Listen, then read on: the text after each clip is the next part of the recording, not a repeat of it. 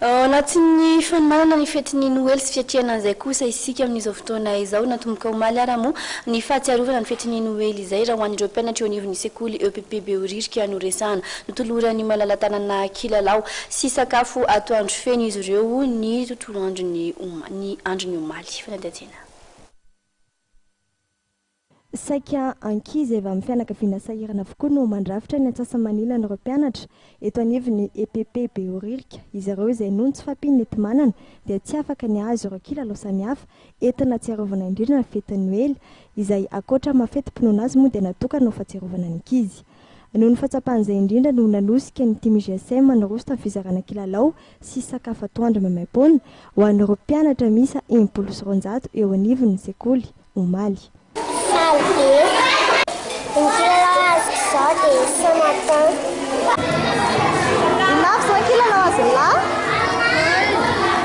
Asa fanasoavana natao indrindra amin'izao akatiko ny fetin'ny noely izao sy fankalazana fa 10 taona ny orinasa natao ity orinasa ty raha teo dia efa nanampy ny sekoly EPP Behoririka nanomboka tamin'ny volana aprily tamin'ity taona ity toy ny fiatohana ny sara-pisoratana anarana ho an'ireo mpianatra afaka CEPE tamin'ny taon-daza eny anivon'ny CEG ny fanaovana goûter isan-kerinandro ary ny fitondran'ireo ankizy mitsangatsanga ny ivelany renivohitra.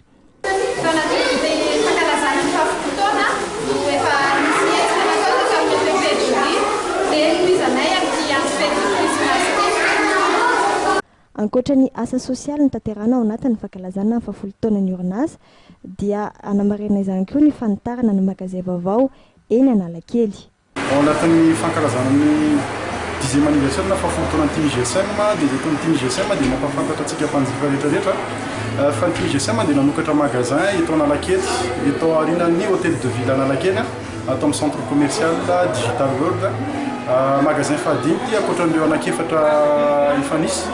Natao le magasin nanatona bebe kokoa mba hanatonana bebe kokoa ireo mpanjifa izay mariany etona fa Analakely tena marina dia tsena dia nataony hoe nanatona anazy amezana fahafampony mpanjifa rehetrarehetra